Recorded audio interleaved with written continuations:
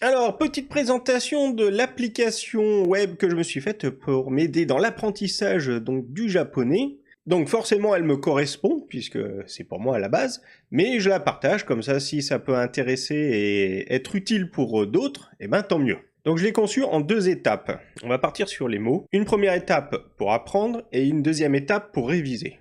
Donc comment je procède?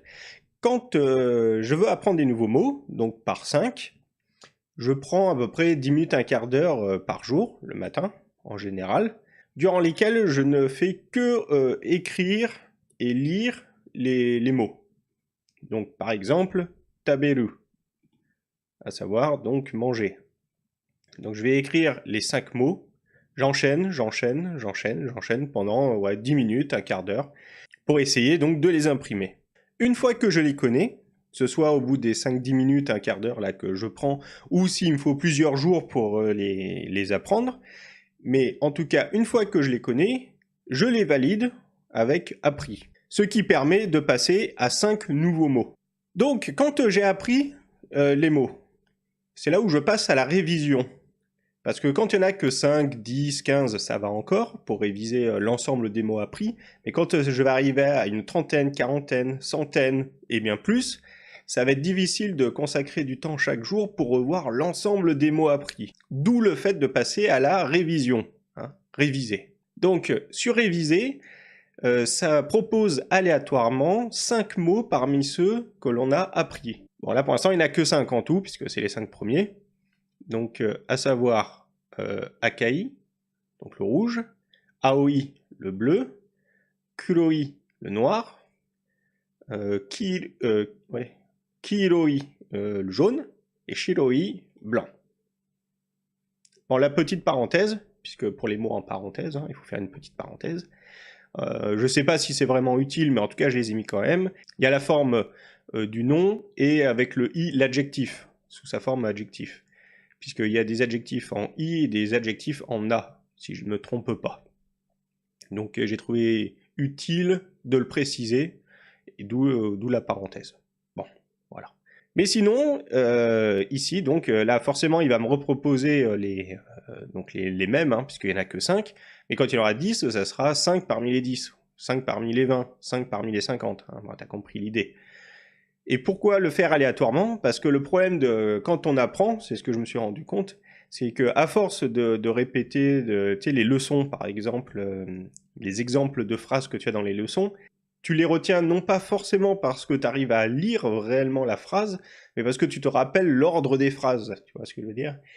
Et pareil pour les mots. Donc pour un peu casser cette mémoire de l'ordre, eh ben, c'est de les avoir dans le désordre, d'où l'aléatoire. Alors effectivement, en le montrant, tu sais, ce que j'avais fait à mon frère, lui, il n'en voyait pas l'utilité. Bon, pour les mots, oui, mais par exemple pour les katakana, il n'en voyait pas l'utilité. Parce que lui, en fait, il ne procède pas de la même façon.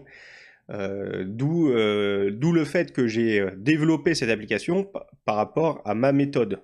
C'est pas forcément, je dis pas que c'est la meilleure, je dis c'est ma méthode. Hein. C'est comme ça que je suis à l'aise pour apprendre. Et en fait, lui, il préfère les avoir tous directement. Alors lui, il a spammé appris pour pouvoir tous les apprendre.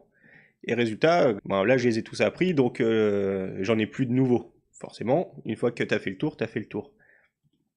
Et pour lui, pour les apprendre, il préfère donc les avoir tous validés, et ensuite de passer à réviser, et de les avoir aléatoirement proposés. Donc, D, Bo, Ku, Ri, Pa. Donc si je ne me suis pas trompé, hein. Bo, Ku, voilà, Li, Pa. Et il les apprend comme ça.